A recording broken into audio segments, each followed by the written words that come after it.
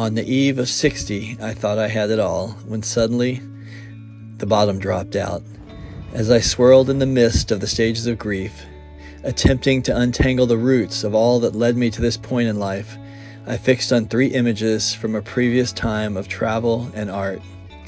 Using that, I decided to be like Cain, who kept it simple, wandering the earth.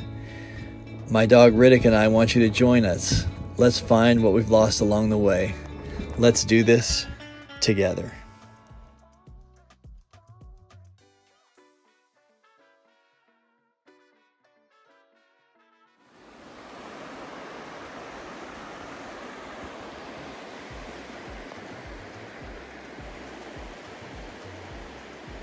Now that life has slowed and I'm not in a perpetual state of hypervigilance, I'm starting to be able to focus on things a little more instead of rushing to the next perceived crisis, and starting to think a little more deeply, starting to find the quiet moments, the in-between spaces.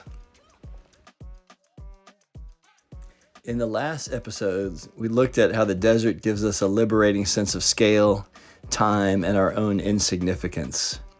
In contrast, the rainforest shows how connected and interdependent everything and everyone is. This manifests itself so powerfully for me in the Pacific Northwest, particularly the Olympic Peninsula, with its pines, mountains, beaches, and rainforest. The ocean there is deep, cold, powerful, unforgiving, humbling.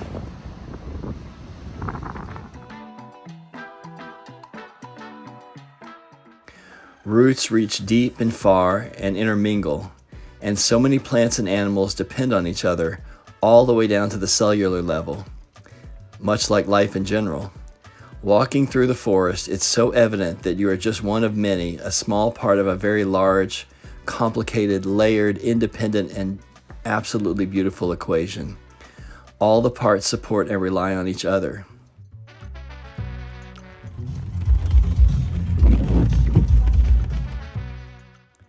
I remember starting to scratch the surface of this concept years back when I was in grad school for art and immersed in the creative process.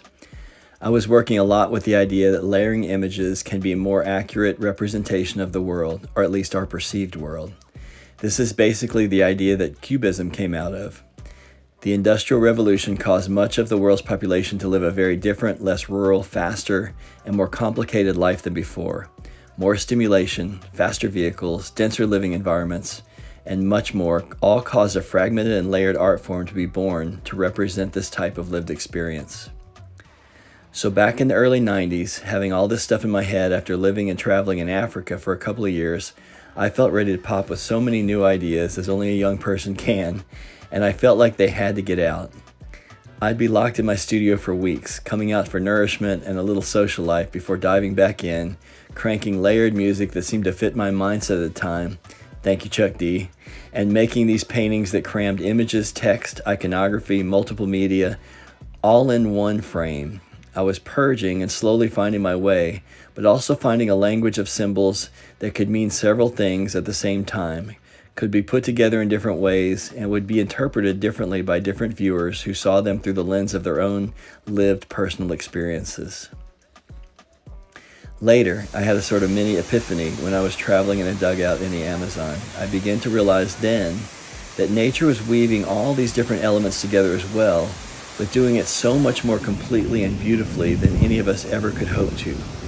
And contrary to what we are doing in our complicated civilizations and what I was attempting to do in my art, it's doing it in a way that celebrates interdependence and flows with the universal wave instead of fighting against it. It seems like something to aspire to mimic in art or to seek to understand as a thinking being.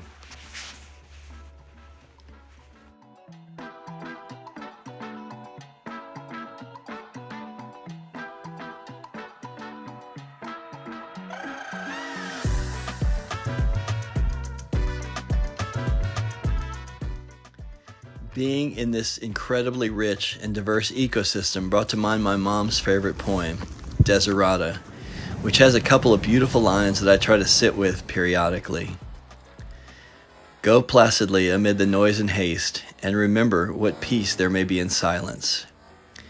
You are a child of the universe, no less than the trees and the stars. You have a right to be here, and whether or not it's clear to you, no doubt, the universe is unfolding as it should.